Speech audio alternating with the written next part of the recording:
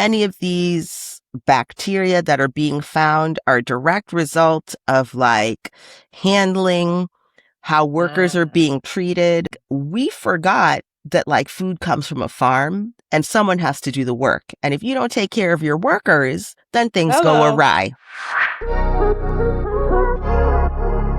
All right, everybody. Hello, hello, hello. Thank you for tuning into Right Now with Rhenotha. I'm so excited because today, this is our very first Ask an Expert.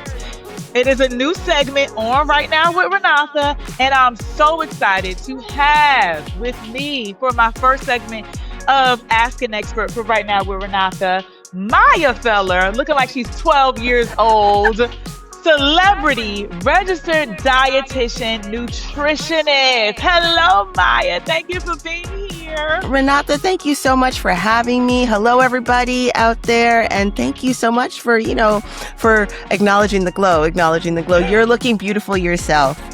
Oh, thank you. Girl, no, really, you look good. Okay. Thank you. And it's clear that you're a dietitian and a nutritionist because the skin is skinny. The skin is skinny. Thank you.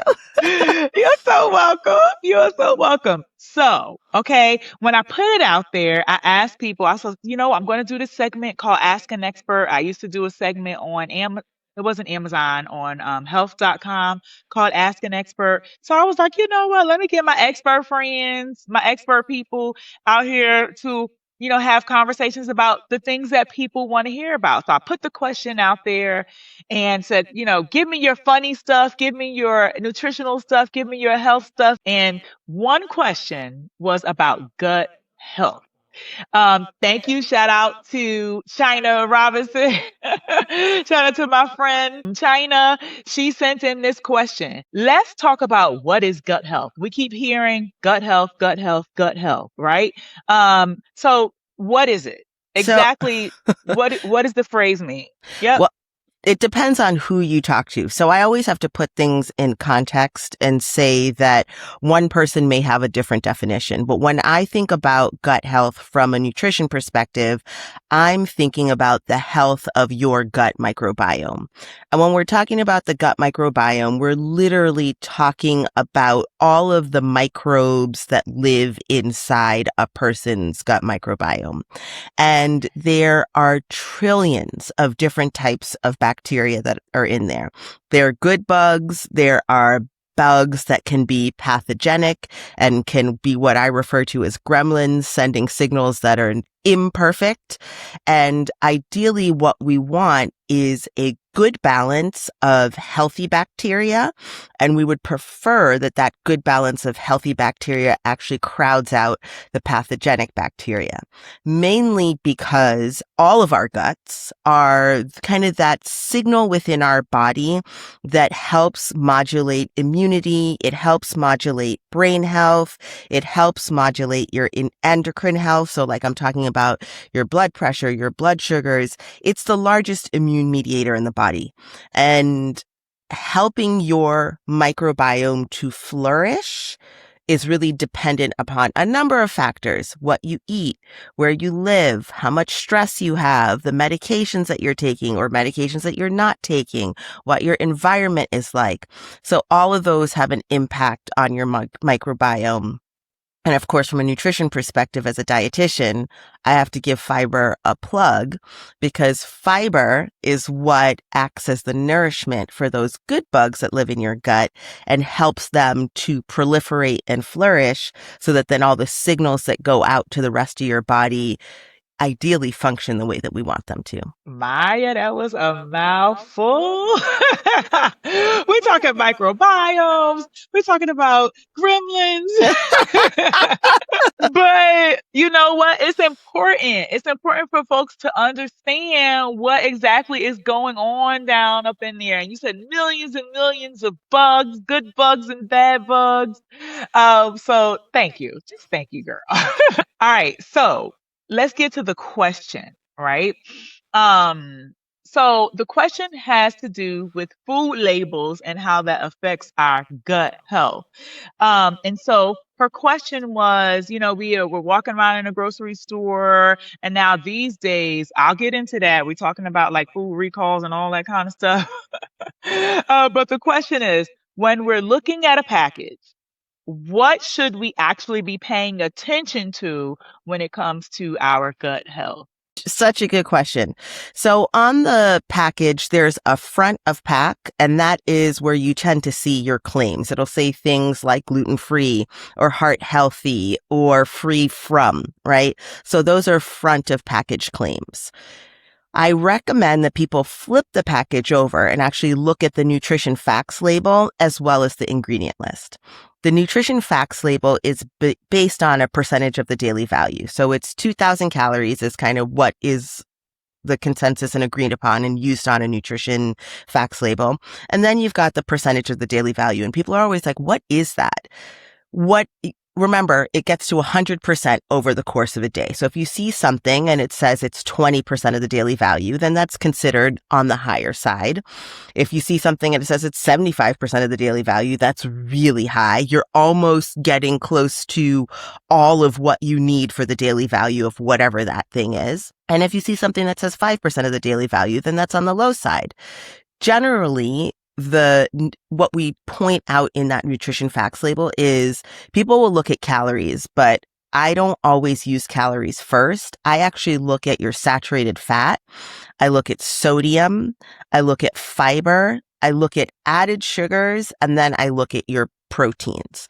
And the reason I look at those is because that's an indicator of whatever percentage of that packaged goods contains saturated fat, sodium, fiber, added sugar, or protein. And so that's what I think about, especially in the context of this question, gut health. Mm-hmm. Then I go down and I look at the ingredient list. Whatever's first on the ingredient list makes up the majority of whatever is in that packaged good. So if on the front, it's telling you that it is gluten-free and the first ingredient is sugar. Yes, sugar is gluten-free, but the first ingredient is sugar. That's why I say you got to flip it over and look at the back, because the front is a claim and the back is what substantiates what's really in the package. That sounds like a 52 fake out. Okay, that sounds like a manipulate. As we used to say, a manipulation. But here's the thing: manipulation, manipulate. They're trying to manipulate me. Go ahead. Here's the thing: is that it's not always a manipulation, and you have to look at the context of whether or not, you know what I mean, it's meaningful. So, like saying that sugar is gluten free, that's not a meaningful claim. However, if it says that something is heart healthy and the first ingredient is a whole grain, then that's a meaningful claim. Right? It's like saying water's gluten-free. That doesn't mean anything. So be mindful of the front of the pack, but pay attention to the back of the pack. Yes, ma'am. Mm-hmm. And you were saying about the percentage per... So the percentage of the daily value, and like with percentage of the daily value. Exactly. Mm-hmm. So that one really, I find with my patients that it trips them up quite a bit because they don't know what to do with it. And so they look at something and they see that it says that it's got 15% of the daily value of saturated fat. And they're like, well, how do I quantify that? And in my mind, what I say is the closer it is to 20%, then you know it's high. And if it's telling you that it's got 15% saturated fat, then you're like, wait a second. So that's actually more saturated fat than you want in one serving. If it's got 35%, 40%, then you're going to be like, if you're thinking about saturated fat, folks who are thinking about their cholesterol for sure, right, are going to be like, oh, okay, I want to pump the brakes on the saturated fat. Got you. Okay, thank you. Maya Feller, honey. She knows what she's talking about. Okay, so how do we become more informed about our food without becoming afraid of food? Whew. And you know why we're afraid? Yes. Well, first, I'm going to say 2 reasons. We now have the GMO with meat, GMO with produce, and also recalls. All right. So I'm going to say two things. So GMOs are genetically modified organisms, right? So when something's been genetically modified, people automatically sometimes are like quite fearful of it and they assume that it's terrible. There is a lot of nuance there. Currently, and this is my understanding, that there are, in terms of produce, there's 11 pieces of produce that are genetically modified. It doesn't, Oh, yeah, it doesn't necessarily, and actually of that produce that's genetically modified, and don't quote me on the exact number, but I think it might be only two that are in the food supply for what we eat. And I think the remainder actually goes into industry and animal feed. And like, so this is a really tricky one. Let me put it in this context. I think the major challenge is because there has been deregulation around a lot of aspects of our food system. It actually puts the onus back on the individual consumer rather than putting the responsibility on industry to make sure that the food supply is safe. It's like about the consumer has to be the one to navigate at point of purchase and say, like, do I want this or do I not want this? What does this mean? Is this claim meaningful or not? And so when it comes to GMOs, my thinking is, this is what I understand from the research, is that it doesn't actually pose the harm that we think it does. mm, And at the same time, we're more likely to actually find GMOs in packaged goods. And in general, when I'm working with people, I actually encourage towards foods in their whole and minimally processed forms. And so you're less likely to find it in that alleyway. And again, it's a question of personal comfortability, but I'm more concerned about the fact that the average person living in this country is not meeting the recommended intake for fruits and vegetables, right? I'm more concerned right, that people aren't meeting the recommended intake for whole grains. So right. I think that's like a real area of concern. I also Okay. think that when it comes to all of the food recalls, again, that is around. So, first of all, having a recall actually means that as broken as the system is, there are parts of it that are working, which is a good Yeah. thing. So that at least we're being told, because in many places, it's like some folks, they just don't find out. And the second thing that I would say is this is an indicator on stress at the system at large. So many of these bacteria that are being found are a direct result of like handling, how workers are Mm, being treated. And it's like, mm. we forgot that like food comes from a farm and someone has to do the work. And if you don't take care of your workers, then things go Hello. awry, you know? Absolutely. So from my perspective, this is where I say to folks, if you live in an area where there's a farmer's market or a CSA, make it your business to find yourself there. People are like, oh, it's expensive. There are tents at many farmers markets that have information about how to shop there on a subsidy, how to use whatever benefits you have. And I recognize that benefits are getting cut, but how to use whatever benefits you have to shop the market. There are many programs that are popping up that actually don't conflict with benefits so that people could have access to fresh produce and minimally processed animal proteins. I highly recommend seeking those sources out. Um, Me personally, in my life, I shop small, I shop local because I want to be putting my dollars into the part of the food system that supports the planet, supports the worker, supports the farmer, and is safe for me and my family. I love that. I love that. And thank you for that confirmation. Because even here in Newark, we are, and with my job, Clinton Hill Community Action, we host a monthly farmers market every month. And, we work with community gardens to supply our grocery store, and where we have fresh produce. And, we're great minds thinking alike because it's like there's the big chain of growers and we don't know where their stuff is coming from. But then there's like locally sourced stuff that we can get and be healthy and we know where it's coming from.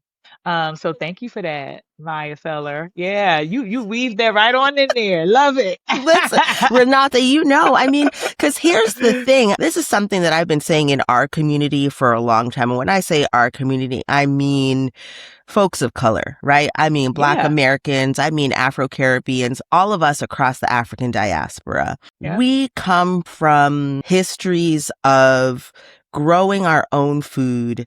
And I really think that if you're talking about resisting what's going on, I think taking control of how food comes into your home is one of the biggest resistance that you can do. Yeah, we got to get back to that. We Oh, got to get yes. back to that because of how we see things are going, you know? Yes. Yes. All these recalls, honey, lettuce, blueberries. Like, thank you so much for this, Maya. I truly appreciate you for answering the first Ask an Expert question. Or right now with Renata. So, I want to ask this question. What are three things that a person can do to improve their gut health today? What are three things? All right, number one, you see me over here with my water. Get on that water. Water is one of the Whew. elixirs of health. It helps with nourishment. It helps your body synthesize everything that it needs to synthesize. It helps your digestion. 100% get on that water. I'm a dietitian and you think the next thing is going to be food. It's actually going to be sleep. Oh, wow. Y'all, I'm not surprised. I don't know why I said wow. Go. right? But here's the thing is we are so stressed and we are not sleeping, and sleep is actually a recovery period. And so I'm like, folks, I would like you to think about your sleep hygiene, think about ways to create a safe space so that you can intentionally and actively rest and sleep and rejuvenate. And then number three, I am going to give a shout out to legumes, not just because my family is from the Caribbean. If I could encourage everybody to have a quarter cup of beans or legumes per day, find the ones you love, whether it's a chickpea, a lentil, a mung bean, a soybean. Get out there, figure out how to incorporate it into your routine and your pattern, because the fibers and the phytonutrients and the polyphenols, all of the vitamins and minerals that are in that little package supports your body in the most wonderful of ways. Beans, good for your heart. The more you eat them. More you fart. The more you fart, the better you feel. So eat your beans at every meal. I love it. We need them. We need them. We okay. do. And guess what? That's a bodily function, honey. It Okay. If you're not is. doing it, if you're not doing that bodily function, then guess what? Your body isn't working functionally. Literally. And you could get them, canned. You could do them soaked. I mean, like it is season them up. Like have them. Yeah. Have them. Yeah. Have them. Wonderful. Wonderful. All right. I got a game for you. Okay. I'm going to call it Don't Overthink It. Okay. Okay. Real quick, rapid fire. You Here- ready? And this is super easy for you. Okay. Super easy. Whole fruit or fruit juice? Whole fruit for Maya Feller.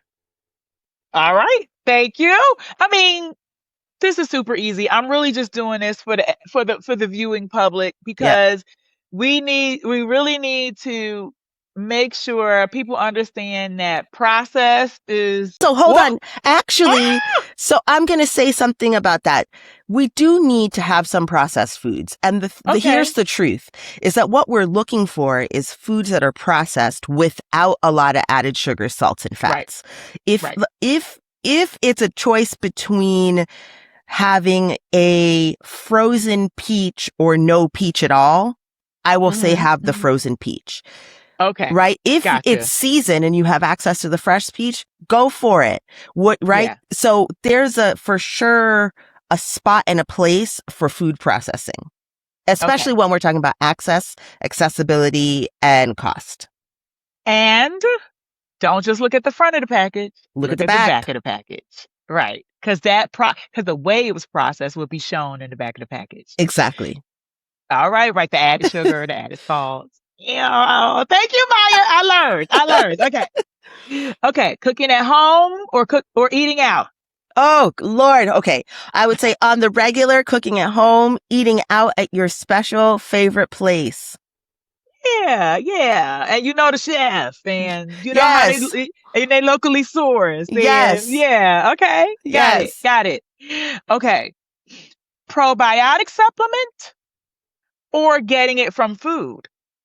Ooh, human dependent, because I have some patients that definitely need a probiotic supplement because Mm, they don't eat enough probiotic foods or can't digest them. okay.